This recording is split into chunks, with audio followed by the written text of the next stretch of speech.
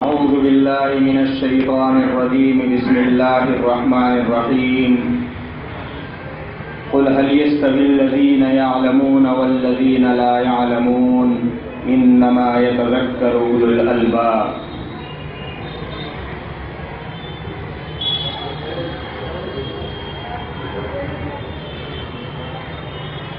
علم سیکھو، علم کی دیکھو بہار.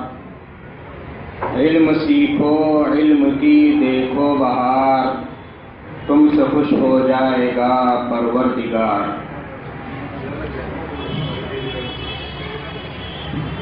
عزیز طلبہ، رات ہماری حاضری حضرت مولانا قاری محمد ارشد صاحب جو آپ کے استاد ہیں، ذمہ دار ہیں، ان کی دعوت پر ہوئی ہے، اور منشا اس حاضری کا یہی ہے تاکہ ہم آپ لوگوں میں مل بیٹھ کر کے کچھ آپ سے فائدہ اٹھائیں اور کچھ ہمارے دلوں میں جو باتیں ہیں آپ کے سامنے کہیں، کچھ آپ کو فائدہ پہنچے. اسی سلسلے میں یہ کئی مجلسیں صبح سے منعقد ہو گئی ہیں. حضرت مولانا ارشد صاحب کو اس کا اللہ تبارک و تعالیٰ نے بڑا ذوق بخشا ہے. اللہ ان کے سائے کو تادر قائم فرمائے، ان کی عمر دراز فرمائے، ان کے فیض کو جاری اور ساری فرمائے. یہاں اس مدرسے کے ذمہ داران موجود ہیں، وہ بھی ماشاءاللہ اس موقع پر جمع ہیں. اللہ ان سب کی حاضری کو قبول فرمائے. اس مدرسے میں حاضر ہو کر بڑی خوشی ہوئی. طلباء کو دیکھ کر، ان کی تربیت اور ان کی تعلیم کو دیکھ کر بڑی مسرت اور فرحت ہوئی. اللہ تبارک و تعالی اس مدرسے کو دن دنی رات چوگنی ترقی عطا فرمائے. میں نے آپ حضرات کے سامنے علم کے تعلق سے قرآن کریم کی آیت پڑھی ہے. اس میں اللہ تبارک و تعالی نے ارشاد فرمایا، قل هل يستوي الذين يعلمون والذين لا يعلمون. کہ اے نبی آپ صلی اللہ علیہ وسلم، آپ ان سے فرمائیے اور ان سے معلوم کیجئے کہ کیا اہل علم اور غیر اہل علم، یعنی جو علم رکھتے ہیں اور جو علم نہیں رکھتے، کیا یہ دونوں برابر ہو سکتے ہیں؟ تو ظاہر ہے کہ ایک چھوٹی سی عقل والا آدمی، کم عقل آدمی بھی یہ جواب دے گا کہ نہیں، برابر نہیں ہو سکتے. علم والے کا مقام بہت اونچا ہے، اس کے پاس تو ایک روشنی ہے، اور جس کے پاس علم نہیں ہے وہ روشنی سے خالی ہے. حضور اکرم صلی اللہ علیہ وسلم نے ارشاد فرمایا، العلم نور. علم تو ایک روشنی ہے، اور اللہ بھی ایک روشنی ہے. اللہ نور السماوات والارض مثل نورہ کمشکاۃ فیہا مصباح المصباح فی زجاجہ. اللہ بھی آسمان اور زمین کا نور ہے، اور حضور اکرم صلی اللہ علیہ وسلم کو بھی اللہ تبارک و تعالیٰ نے ایک جگہ نور فرمایا. قرآن کریم کو بھی نور فرمایا، قد جاءکم من اللہ نور وکتاب مبین. تمہارے پاس اللہ تبارک و تعالیٰ کی طرف سے ایک نور آیا ہے اور کتاب مبین آپ کے پاس آئی ہے. تو علم بہت بڑی دولت ہے.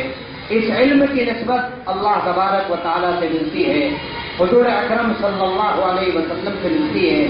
آپ لوگ علم حاصل کرنے کے لیے اس مدرسے میں جمع ہوئے، اور علم کا اطلاق پہلے زمانے میں قرآن کریم کے اوپر ہوا کرتا تھا.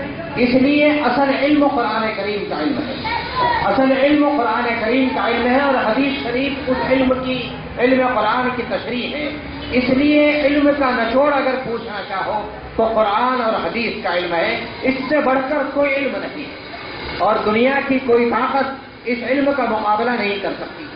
جس کے پاس علم ہوتا ہے وہ بہت بڑا مقام رکھتا ہے. اللہ تبارک و تعالیٰ کے یہاں بھی اس کا مقام ہے.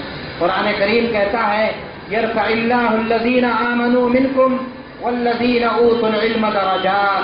کہ اللہ تبارک و تعالیٰ عمومی طور پر ایمان والوں کے درجات بلند کرتا ہے، اور خصوصی طور پر اہل علم کے درجات بلند فرماتا ہے.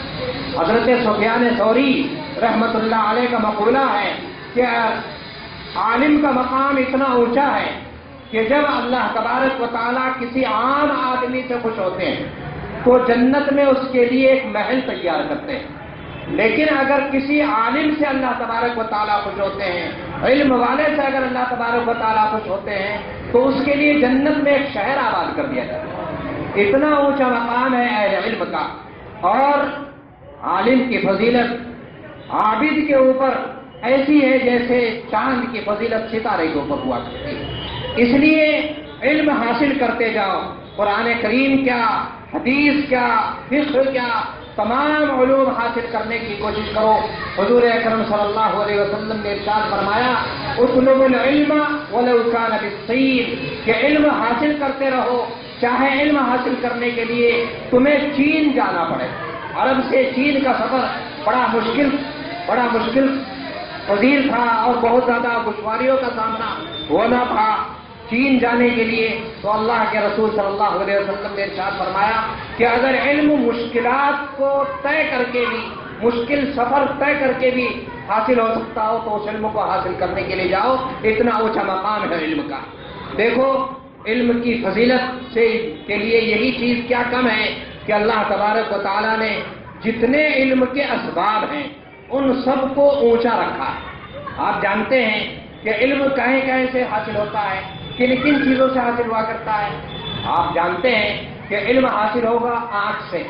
آپ بازار میں جاتے ہیں، کہیں اور جاتے ہیں، آپ کو دیکھ کر پتہ چل جائے گا کہ یہ سیب ہے، یہ امرود ہے، یہ مسجد ہے، یہ مدرسہ ہے، اور یہ اسی طریقے سے یہ سڑک ہے، یہ سائیکل ہے، یہ موٹر سائیکل ہے۔ یہ کہیں سے حاصل ہو رہا ہے علم؟ بولو، آنکھ سے علم حاصل ہوتا ہے۔ تو آنکھ کہاں اللہ تبارک و تعالیٰ نے رکھی؟ نیچے نہیں رکھی، اوپر رکھی۔ یہ علم کا ایک سبب ہے۔ علم کس سے حاصل ہوتا ہے؟ کان سے حاصل ہوتا ہے۔ آپ سن رہے ہیں، میری باتوں کو سن رہے ہیں، حضرت قاری صاحب کی تلاوت کو آپ نے سنا، کتنا اچھا لگا اور آپ کو محسوس ہوا، آپ لطف اندوز ہوئے۔ تو یہ علم آپ کو کہیں کے ذریعے پہنچا، آنکھ کے ذریعے نہیں پہنچا، بلکہ کس کے ذریعے پہنچا؟ کان کے ذریعے پہنچا۔ کیا کان پیروں میں لگے ہوئے؟ نہیں لگے ہوئے، یہ بھی اللہ تبارک و تعالیٰ نے اوپر رکھے ہیں۔ ایسے ہی ناک اللہ تبارک و تعالیٰ نے ہمیں عطا کی ہے، ناک سے بھی علم حاصل ہوتا ہے۔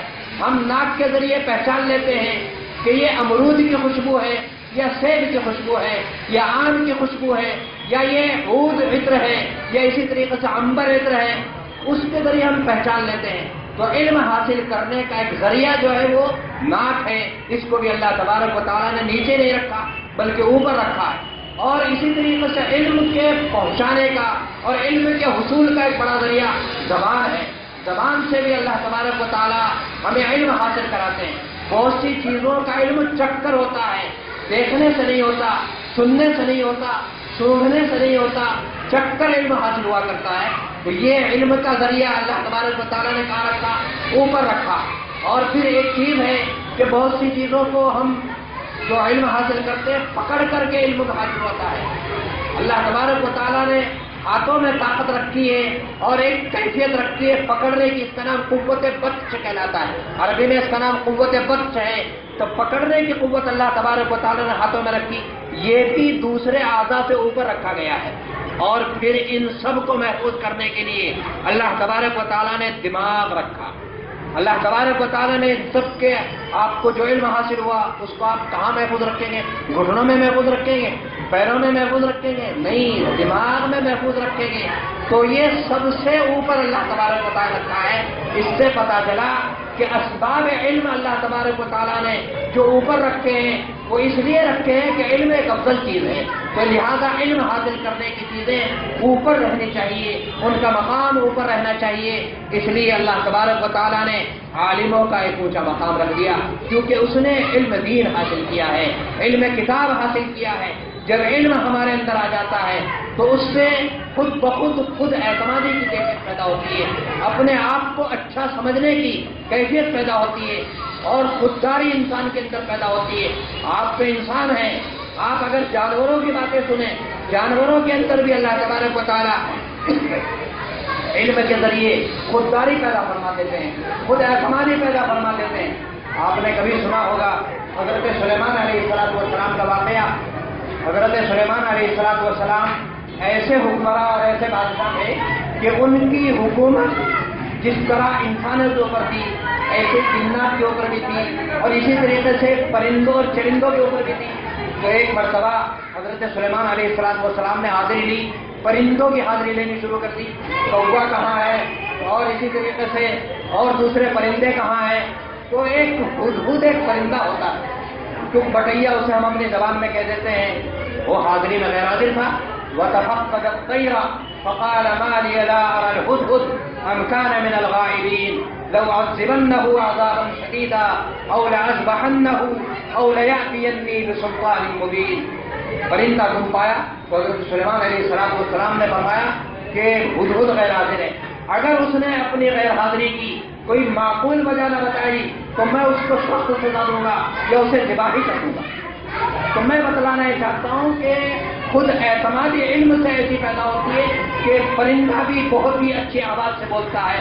پرندہ آیا، ہدہد آیا اور اس سے پوچھا گیا کہاں تھا، تو اس نے آ کر کے فوراً بتایا انی وجدت امرأة تملکهم وأوتیت من کل شیء ولها عرش عظیم، کہ میں ایک ایسی خبر لے کر آیا ہوں، آپ کو بھی اس کا پتہ نہیں ہے. وہ کیا علم ہے اور وہ کیا خبر ہے کہ میں ایک عورت کو دیکھ کر آیا ہوں، وہ آپ کی حکمرانی میں اور آپ کی بادشاہت میں اپنی الگ بادشاہ چلا رہی ہے. اس کا نام بلقیس ہے، ملکہ سبا ہے. حضرت سلیمان علیہ السلام کے سامنے ہدہد پرندے نے بڑے خود اعتمادی سے بات کی اور بہت ہی اچھے انداز سے بات کی، اور حضرت سلیمان علیہ السلام نے اسے نہ صرف معاف کیا بلکہ اسے اور ایوارڈ دیا اور انعام دیا اور کہا کہ دیکھو اس ملکہ سبا کے پاس میں تم ہی خط لے کر جاؤ اور تم ہی یہ پیغام لے کر جاؤ. بادشاہ کا پیغام پر اگر کوئی بنا ہے علم کی وجہ سے تو پرندہ بن گیا. اس لیے میرے عزیزوں، علم بڑی دولت ہے اور علم وہ دولت ہے جو لٹتی نہیں، خرچ کرنے سے کبھی گھٹتی نہیں. اس لیے عزیزوں اور عزیز طلبا، آپ کو چاہیے کہ آپ اپنے اساتذہ کی نگرانی میں، اپنے ذمہ داروں کی نگرانی میں اچھے سے اچھا علم حاصل کریں، بہتر سے بہتر قرآن پڑھنا سیکھیں اور پھر اس کے ترجمہ اور مفاہیم اور اس کے معانی کو سمجھنے کی بڑے مدارس میں جا کر کے کوشش کریں. تو انشاءاللہ آپ کا مقام دنیا میں وہ ہوگا کہ لوگ آپ کو چہرہ اٹھا کر کے آتے اٹھا کر کے آپ کو دیکھیں گے. اللہ تبارک و تعالیٰ آپ سب حضرات کو تفصیلات نصیب فرمائے، علم و عمل کی دولتوں سے آپ کو مالا مال فرمائے. آمین. وآخر دعوانا ان الحمد للہ رب العالمین.